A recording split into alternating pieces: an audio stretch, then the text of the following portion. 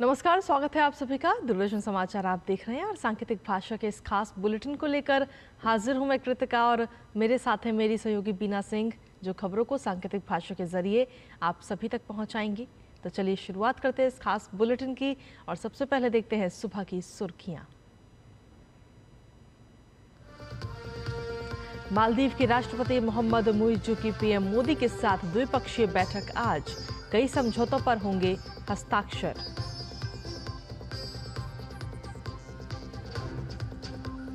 नक्सल प्रभावित 8 राज्यों की सुरक्षा स्थिति पर समीक्षा बैठक आज, गृह मंत्री अमित शाह की अध्यक्षता में होगी बैठक।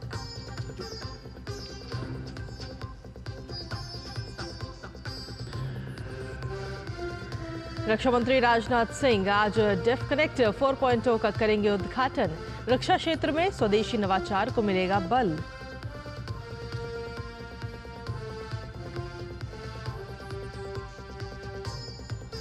अंतर्राष्ट्रीय खबरों में लेबनान और गजा पर इजराइल के हमले तेज, हमास के हमले की बरसी पर इजराइल ने सीमा पर बढ़ाई सुरक्षा।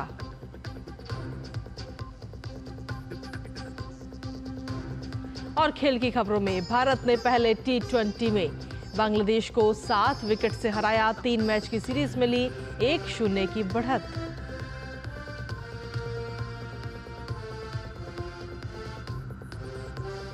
तो ये थी सुबह की प्रमुख सुर्खियां और सुर्खियों के बाद अब खबरों में विस्तार से बात करेंगे। मालदीव के राष्ट्रपति मोहम्मद मुइज़्ज़ू आज प्रधानमंत्री नरेंद्र मोदी के साथ द्विपक्षीय मुलाकात करेंगे। मालदीव के राष्ट्रपति पीएम मोदी के साथ परस्पर हित के द्विपक्षीय, क्षेत्रीय और अंतर्राष्ट्रीय मुद्दों पर बातचीत करेंगे। इसके बाद दोनों देशों के बीच कई समझौतों पर हस्ताक्षर होने की भी उम्मीद है। मोहम्मद मुइज़्ज़ू का आज सुबह राष्ट्रपति भवन में औपचारिक राजकीय स्वागत होगा और इसके पश्चात वो राजघाट पहुंचकर महात्मा गांधी को श्रद्धांजलि अर्पित करेंगे। इसके बाद आज शाम वो राष्ट्रपति भवन में राष्ट्रपति द्रौपदी मुर्मू से भी मुलाकात करेंगे, साथ ही उपराष्ट्रपति जगदीप धनखड़ से भी मुलाकात करेंगे। वहीं गृह मंत्री अमित शाह आज नई दिल्ली में नक्सल प्रभावित राज्यों के मुख्यमंत्रियों के साथ समीक्षा बैठक की अध्यक्षता करेंगे। बैठक में आंध्र प्रदेश, बिहार, छत्तीसगढ़, झारखंड, तेलंगाना, ओडिशा, महाराष्ट्र और मध्य प्रदेश के मुख्यमंत्री शामिल होंगे। नक्सल प्रभावित राज्यों को विकास सहायता देने से जुड़े 5 केंद्रीय मंत्री भी इस बैठक में भाग लेंगे।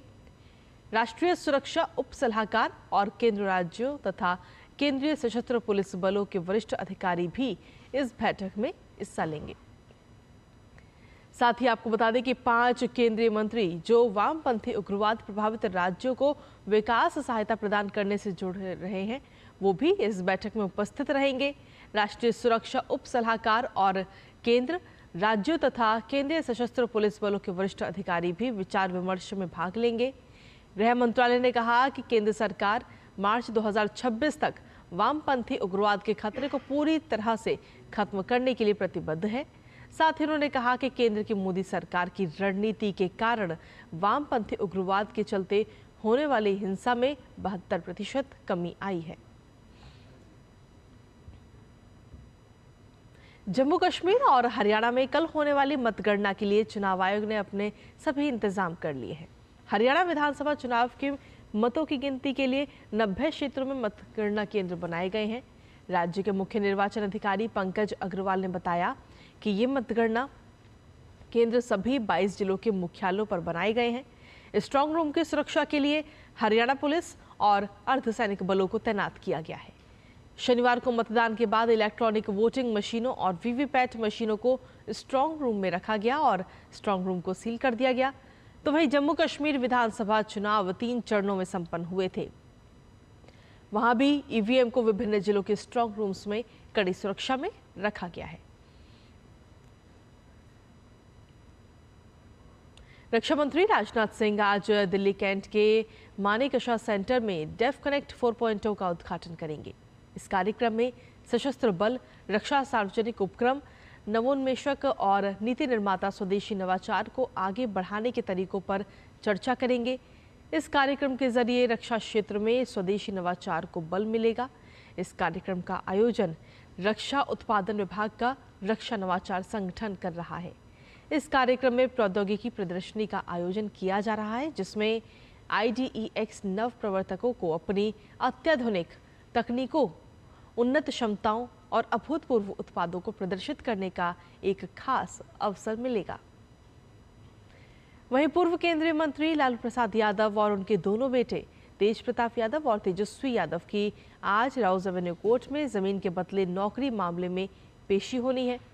इनके साथ ही मामले में संलिप्त अन्य आरोपियों अखिलेश्वर सिंह, हजारी प्रसाद राय, संजय राय, धर्मेंद्र सिंह और किरण देवी को भी कोर्ट ने तलब किया है। आपको बता दें कि ईडी ने इस मामले में पूरक आरोप पत्र दायर किया है। इसके आधार पर कोर्ट ने सभी को समन भेजा था। लालू यादव और उनके परिवार के सदस्यों पर रेलवे में नौकरियों के बदले जमीन के रूप में अवैध लाभ अर्जित करने का आरोप है। इस मामले में तेज प्रताप यादव पहली बार कोर्ट में पेश होंगे। अदालत ने पिछली सुनवाई के दौरान कहा था कि इस मामले में तेज प्रताप यादव भी संलिप्त नजर आते हैं।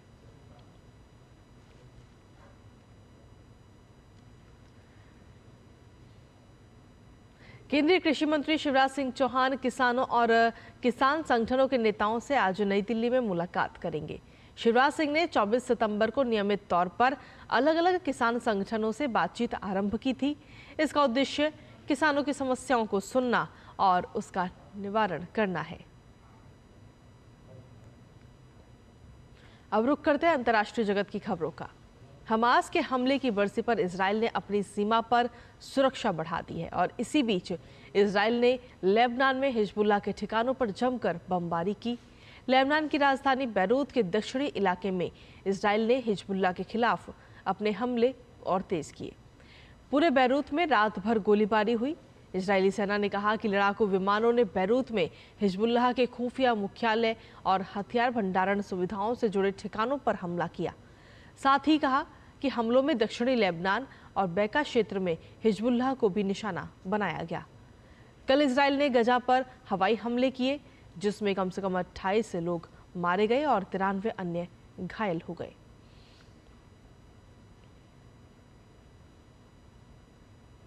इजराइल पर 180 से ज्यादा मिसाइलों से हमले के बाद से ईरान खौफजदा है। इजराइल किसी भी वक्त ईरान पर हमला बोल सकता है। वहीं ईरान ने रविवार देर रात सभी फ्लाइट्स को रद्द करने के अपने फैसले को वापस ले लिया।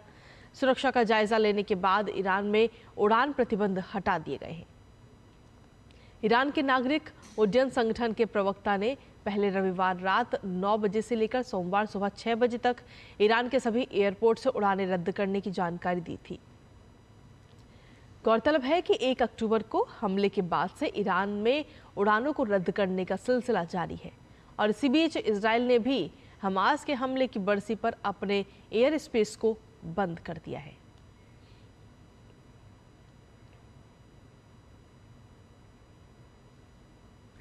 और अब बात पाकिस्तान की, जहां पाकिस्तान के कराची शहर के अंतर्राष्ट्रीय हवाई अड्डे के पास हुए विस्फोट में 2 चीनी नागरिकों की मौत हुई और 10 लोग घायल हो गए। कई अन्य पाकिस्तानियों के मारे जाने की भी खबर है, लेकिन मृतकों की संख्या अभी साफ नहीं है। विस्फोट विदेशियों के एक काफिले के नजदीक हुआ, तो वहीं पाकिस्तान के अलगाववादी आतंकवादी समूह बलूच लिबरेशन आर्मी ने विस्फोट की जिम्मेदारी ली है। आगे बढ़ते हुए बात अब खेल से जुड़ी खबरों की, जहां ग्वालियर में 3 T20 मैचों की क्रिकेट श्रृंखला के पहले मैच में कल भारत ने बांग्लादेश को 7 विकेट से हरा दिया। भारत ने केवल 11 ओवर और 5 गेंद में 3 विकेट खोकर 128 रन का लक्ष्य हासिल कर लिया। इससे पहले भारत ने टॉस जीतकर गेंदबाजी का फैसला किया। बांग्लादेश की टीम 19 ओवर और 5 गेंद में केवल 127 रन पर ही सिमट गई। अर्शदीप सिंह को प्लेयर ऑफ द मैच चुना गया। भारत ने 3 मैचों की सीरीज में 1-0 की बढ़त बना ली है। भारत और बांग्लादेश के बीच दूसरा T20 मैच बुधवार को शाम 7 बजे से दिल्ली में खेला जाएगा।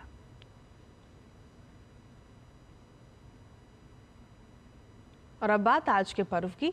शारदीय नवरात्र का आज 5वां दिन है। देश भर में शारदीय नवरात्र की धूम है। जगह जगह मां के अलग अलग स्वरूपों की पूजा आराधना की जा रही है और इस मौके पर दिल्ली के झंडेवालान मंदिर में आज मां के 5वें स्वरूप देवी स्कंद माता की पूजा आराधना की जा रही है। मान्यताओं के अनुसार स्कंद माता की पूजा करने से भक्तों की सभी मनोकामनाएं पूरी होती हैं और सुख सौभाग्य प्राप्त होता है। सुबह से ही मंदिरों में भक्तों की लंबी कतार देखी जा रही है। और इसी के साथ फिलहाल सांकेतिक भाषा के इस खास बुलेटिन में मुझे सहयोगी बीना सिंह और हमारी पूरी टीम को दीजिए अनुमति। नमस्कार।